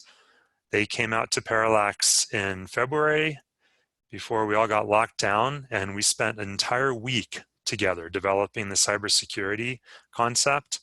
And Andy has fleshed that out into tutorials. We now have over 100 pages of tutorials posted, and there are more coming today for cybersecurity. So Andy will be our guest presenter, and we'll get into the wireless control of this, and we can show you how to control a whole classroom of robots and how to add encryption. And wow, I mean, a lot is capable just because we have the radio on the microbit. It's one of the things I love about the microbit is the fact it has a wireless radio. And then I'll finally show some demos, do a sales pitch on you, show you how to buy the stuff, the best way to go about it, and whatever else you want to talk about. So questions, and questions for 4 minutes, and then we'll go into tech support mode. Hey, Ken, how do you want us to give you our competition things, you know? Yeah, great. Anita, Winner, Heidi. So submit it by email to, you have many emails from me already, right? Yeah. Okay, too many probably. Just reply to one of them. Okay, and then send it. Yeah, I'll take videos, pictures, whatever. Perfect. And Tom Toy, your question. Hey, good to see you on board. 2 microbits. No, you'll be able to run the code in parallel with Andy or watch Andy run it. Yeah, like what Chuck said. I think some of you did buy the extra microbit, which is great to have. Other Parallax platforms with the radio. So as you move into other robots we make, like this one, which I'll demonstrate, you move into adding RF modules to the robot itself. So like there's a socket right here for something called XB. So there's always wireless control available. Yeah, and this is a great robot to demonstrate. I'm not sure if I've shown this. Hey, Ken, while you have that there on the camera, we had a question earlier. Looking at my chat here, I was talking to Kurt on the side. Kurt was asking if there's a way to play audio on the Cyberbot, and I don't think that the microbit has the horsepower to drive the processing to play back audio like an MP3 file from a memory card. But you've got the Parallax activity bot there that runs the propeller, which does have the horsepower to do that. And that robot that you had on the camera view there has it can play back audio off of an SD card and then play it on the speaker there. Obviously, we've got with the microbit, you can play audio on those speakers and it just makes little tones, but it's not going to play complex audio files like, you know, Stars and Stripes Forever or anything like that. Yeah, that's exactly right, what you just said. In fact, I just brought up the audio page, and it's a great opportunity just to Google it and find the resource and then try it out. So you have a speaker on your robot and you can play tones through it. Go to the BBC microbit page, find the audio, and how do you use it? There's an example Python code. You could just copy this right into your program, and this one is playing a song of some kind. So yeah, those will mostly be single tones. Yeah, and I was thinking, Ken, that Parallax had a breakout board that would read from an SD card and play to an audio, but I didn't see that. So there are tools, since you mentioned it, there are add-ons for the microbit that do this. Yeah, in the case of our robot, which I'll show you just for fun. I just had to find a speaker that was actually charged. And that's why I mentioned Stars and Stripes Forever. Yeah. So the microbit, like we said, is capable of single tones. You can play simple songs that, you know, the Nokia ringtone, Twinkle Twinkle Little Star, any of those tones. But to play something like an MP3 or a recorded audio file, That's going to require quite a bit of storage, more than a microbit has on hand. So you would store something like that on an SD card. And then to read from an SD card from a file system like that takes a lot of code to do that. Yeah, beyond the scope of the microbit's capability. Yeah, so Ken's got here on the camera, the activity bot has on it a micro SD card slot. You can record an audio file on your computer, put it on the card, put that into the activity bot. And then it also has a place that you can plug in a speaker. And so, Ken, you're just off camera there, the bot. Oh, you're getting a speaker. And you can see the mount there that holds the speakers. Parallax sells these speakers, it's called a hamburger speaker, like $7.99. And you pop a speaker on there and then plug into the audio port on this board. Again, this is the Propeller activity bot, not the microbit. And of course, there's no sound because all my speakers are toast. You can imagine. Yeah, just imagine it, and then we'll show that on Friday. So we might revisit that, but that's something that's kind of beyond what the microbit's capable of. But we can still make tones and encourage you to challenge yourself to make it play some little simple nursery rhyme tone. And if you're not musically inclined, just know that the easiest song is Hot Cross Buns. High, middle, low, high, middle, low, low, low, low, middle, middle, middle, high, middle, low. Just pick 3 notes and go with it. It's all good questions. Yeah, probably one of the biggest limitations on the microbit that schools will encounter is memory limitations. So students can write code and run out of space. We didn't discuss this, but in a Python script, every character uses code space, so we have to go against some best practices and have students not be terribly verbose with their comments. I mean, in fact, variable names, like in this program, are quite long, but shorter names are better. They'll just free up more memory. And this problem is going to be solved in the near future by microbit. Machine code. Yep. Okay, so Chuck is checking out. He has to get ready for 100 teachers in Arizona in 30 minutes. All right, you guys, yeah. There was a request for, I don't want it to get lost before everybody dives off. There was a request for some, tell me, what were we talking about? Troubleshooting? Yeah, we had a question earlier. Mike was asking about how to go through and find any of the syntax errors. How do I make sense of some of these error messages that the microbit is telling me? So that's something we can revisit. Yeah, so maybe we should move into support mode for a little bit here. If we're heading that direction. So the question is how to find an error, a syntax error, and then resolve it. First, why don't we talk about let's create one, and then let's look at what happens when we introduce one, both on the microbit, and we'll look at the serial terminal to see. Okay, get things side by side. Whoops, come on, Windows, don't do that. All right, so we'll do a lowercase t. And so for those of you who don't want to hang around, see you Friday. Yeah, thanks a lot. Hope you're enjoying it. For me, it's fun. Even after many, many years of doing it, this is great fun. There's a whole world to explore here. I'm going to juggle all these screens. Yeah, yeah. Learning Zoom is the last world to explore, and I like the results, but wow, this tool is sometimes challenging. So Tommy, how does this sound? I just changed T on true to lowercase. I'll go ahead and connect. Okay, so that's a common thing. You might do something like that. We saw that with none earlier. So this is going to throw an error at us. How do we go through and sleuth out where in all this code that Ken has on his screen, where that error comes up? The first thing we've got is on the screen, on his robot there. You can see on the LED displays, it's going to scroll an error message there. Again, because of the lag in the video and stuff, it's not going to scroll through smoothly on the video. But you've probably seen, or you've even seen this on your microbit. It's going to scroll that message across there. Now, it's handy to have that because, if you're detached from a computer, you've got your bot on the ground driving around, you don't have a way to really find this out. So it's nice to have that message scroll across. But Line 38. What's that? Okay, carry on. I'm trying to read it, and this is the agonizing part. Yeah, of yeah. this. So after probably the second time, you need I'll to hit read one of these reset messages. again. The first time you're like, wow, this is handy. And the second time you're like, this is annoyingly slow. It takes a really long time for that message to scroll across.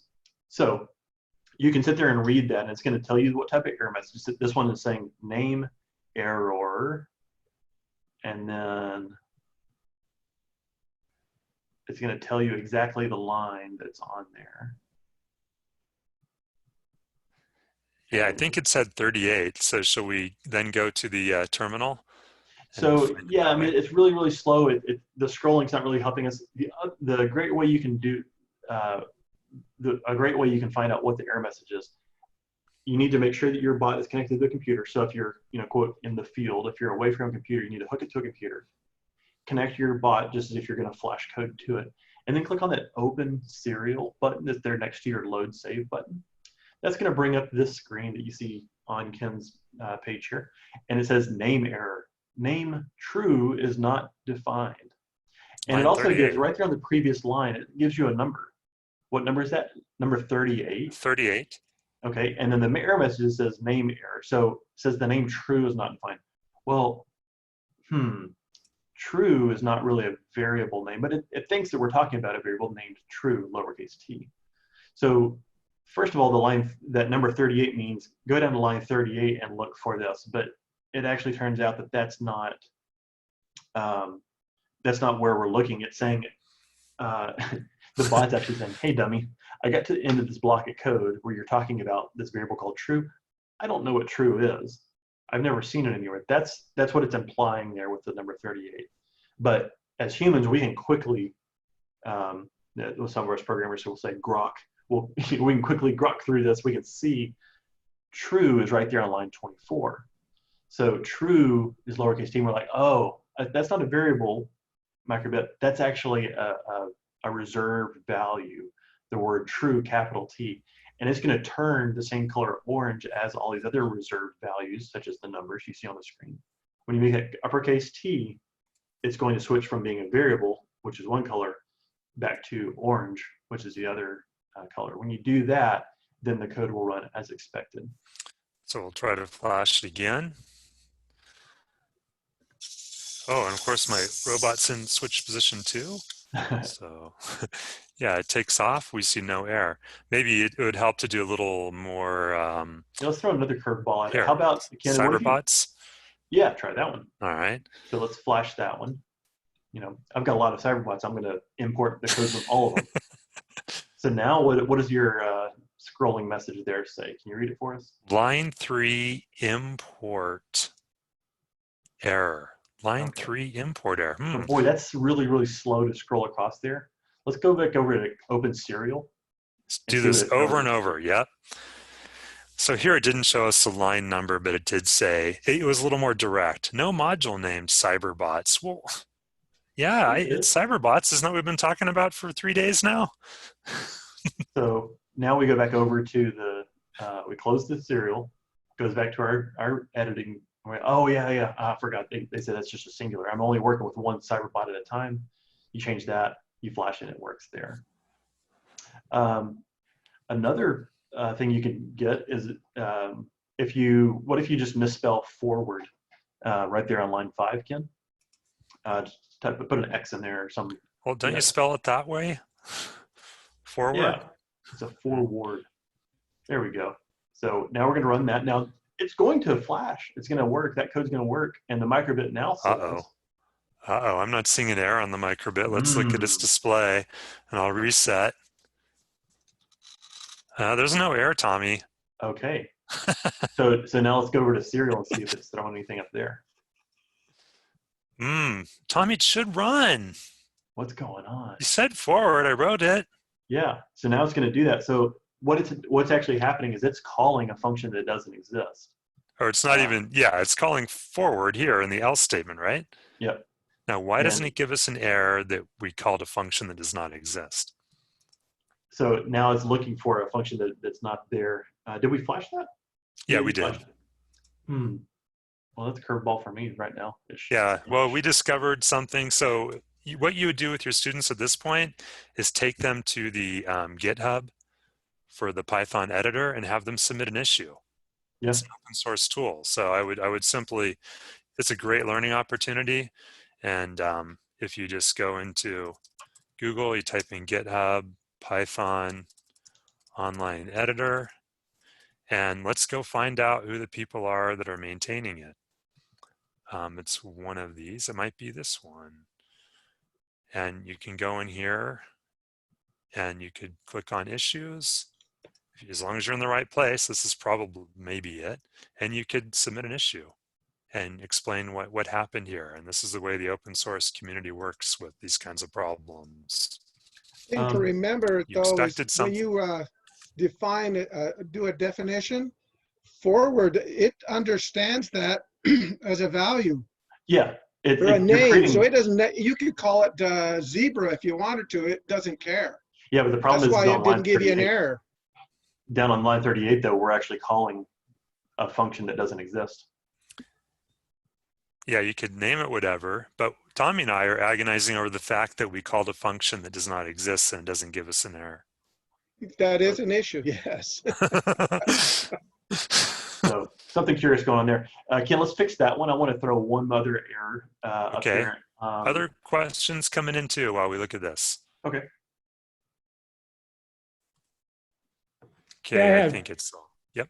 I have just a classroom question. So in the past, when I've used Arduinos, mostly Arduinos, occasionally you'll see it with a Pi, and I've even seen it a time or two with a Vex. When you're constantly plugging and unplugging and connecting and disconnecting a board to a laptop, or one period uses board A and next period uses board B, that it has a connectivity issue. Yeah, it's an FTDI sequencing issue with the USB Right. chip, right? And we've gone through updating the FTDI driver and all that, but the issue persists.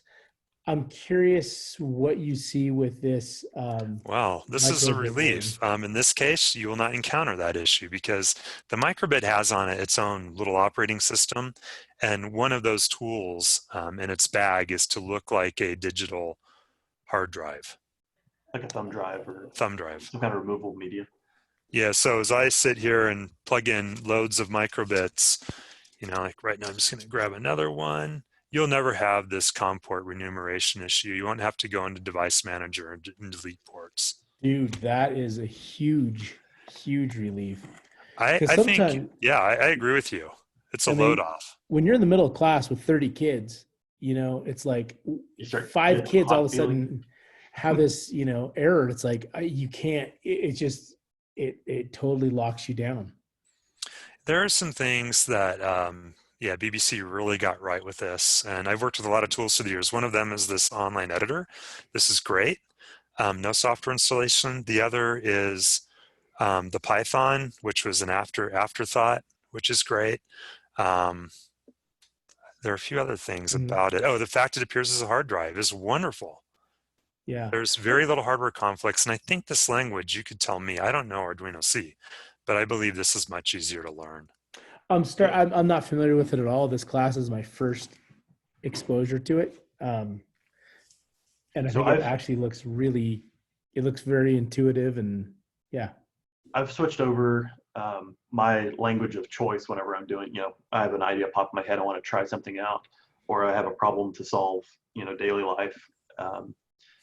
Chuck, who we mentioned, who we met earlier, sometimes he'll be like, hey guys, I need you to do this thing 200 times. Be like, I'm gonna write a script to do that. Used to, I would use something like Perl or even PHP sometimes. Now I just do everything in Python. It's very, very easy. It has a lot. If there's a need for it, you can find a library to do it. It's not just something good for robotics like this. It's not just a good instructive language because it teaches good programming practices such as indentation. But it also frees students up from having to do the semicolons at the end of each line. That can be cumbersome for those of you that teach programming, probably well aware. But it's portable across operating systems. So just a whole slew of reasons why we like using Python with it. Can I ask another question about the microbit, like specific? In with Arduino, we'll put on motor drivers. With the when we use Vex, I'll use external motor drivers to do cheaper, more powerful, non-proprietary motors. Have you guys run bigger motors, 12-volt motors off of this thing? So well, yeah, Tommy, go ahead. Well, I have not tried it with this, but there's nothing stopping the breadboarding area that you've got. You've got those I/O pins, which we haven't demonstrated, but that's kind of part of your homework. You've got those I/O pins right there along the side of your breadboard to control a bigger battery motor. All you'd need to do is use one of those breakout pins to control, an H bridge or something like that to drive those. Yeah, it's a matter of signals. So it's a matter of signals and then communication protocols to your motor driver. For example, if they take a pulse in, you can do that. If they take serial, you can do that. The microbit has I2C as well. So you have choices, but where it will fall short is it has it's a little operating system. Its timing is not as deterministic as you would like. Like for example, if you try to ramp up a servo speed with the microbit, it has, 8. It might be going off and doing some garbage collection at some point. It's really good at what it does, but it's not really good at being like a product-based embedded processor, like an Arduino would be, or the chip that Parallax makes, the Propeller. Got it. But it's all a matter of signals and power to drive something bigger. And for the edification of everyone, those pins that you see, the little holes that are next to the NYSERC logo on the board, those pins are on the communication line. It's basically a phone tap between the conversation between the microbit and the Propeller chip that's on the board. So you could solder in some pins on there and hook in any manner of other devices. It's not just the microbit that works with this platform, but it's just the microbit is probably the most aesthetic with this device. Those are I2C or I2C bus data lines for those of you keeping score at home. So you send data via the I2C to the Propeller, and the Propeller is the one that's actually driving the servos and whatnot. So there's a little bit of behind the scenes magic going on, but lots of different opportunities you can do. You don't have to use just the stock Parallax devices that are available on here. You can use any manner of devices. Yeah, great question. Something we talk about all the time inside our office. More questions like that one or others? Rosetta, by the way, I got your email. We're sending you the parts. Sorry about that. And everyone else, just to reiterate, we're kind of done with the instructive part of this. We're just kind of answering any trivia support questions from here out. So if you need to bail, I'm going to need to run very soon because I'm getting on that call with Chuck and everyone else with our organization. We've got a call with a group in Maricopa County, Arizona. All right. Yeah, I'm still happy to answer other questions here. Mark, you got one? Checking out, okay.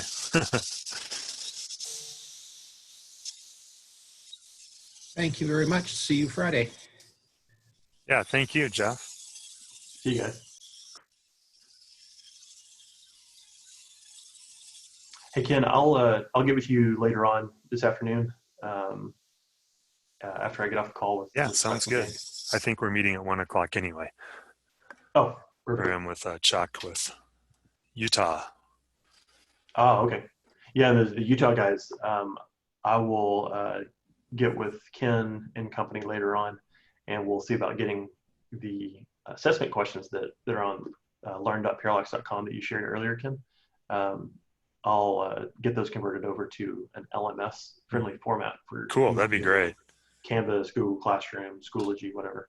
John, I can answer your question too. Yeah, there's a whole bunch of breadboard edge adapters, and we're actually coming out with one that's superior to everything on the market. We just finished the design of it. that'll plug you into a breadboard. You can buy these from SparkFun, Adafruit, but hold out for the Parallax version. You'll be happiest. They're going to be like $5. I hadn't even heard that. Yeah, I'm actually making it for you. And Did I want to have. Well, I did. I think it fits between your digital literacy and cyber lit too. But we'll talk more about that later.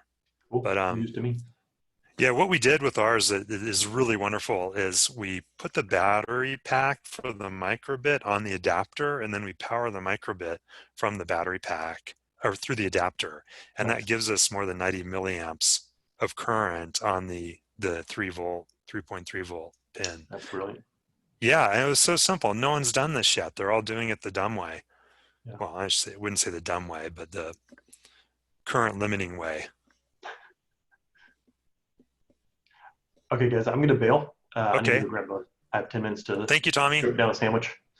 See you guys Friday. Good luck with your homework. Quote, unquote. Okay. Jack, Daryl, you guys, Walter, Betty, any questions? You have to unmute your microphone, Daryl. I'm pretty good. So I was just listening, having a good time listening to the conversation. Interesting stuff for you? Yes, very much so. What do you teach? Industrial technology, a little bit of everything. All right. So. Is this a new topic for you then, or? No, I've been to a couple of your workshops here in Iowa. So. Oh, nice. So Dubuque or? Davenport, Bendorf. Was I running them? Yeah. Oh, I'm sorry. I think I did the Scribbler 3. And, yeah. And then there was another one, ActivityBot. Yeah. Yeah, you're seeing a good variety of stuff. Cool. Yep. Yeah, love Iowa. Happy to go back there. And you guys are a productive group with your keystones too. Yeah. So, well, thank you very much. Yeah, likewise. Thank you. Paul, anything? Or Jack? Yeah, I was just curious. I got called away. I had the local power company want to come in and trim all my trees, so I had to disappear for a little bit. No worries. Just wanted to check in and see what is our homework? Homework. Build the whisker circuit and program it. Oh, okay.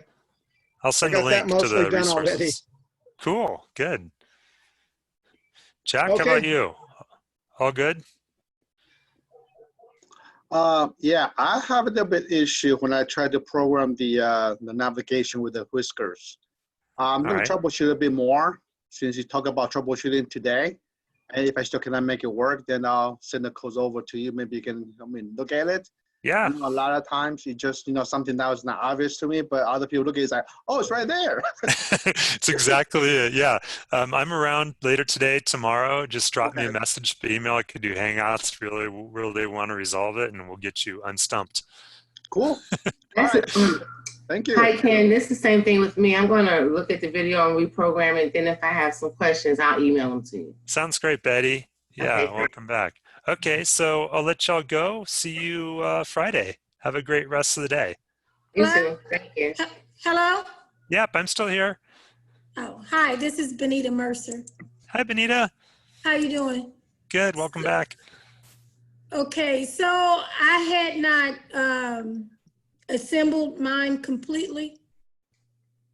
And I think I just answered my question, so never mind. Okay. I'm gonna go ahead and we have the link to the video, correct? Yeah, you have Monday's video already. I'm going to send you today's video in a few minutes. So I'll look through that, and if I have any questions, I'm just at the point, I copied all the code, so we'll see what happens.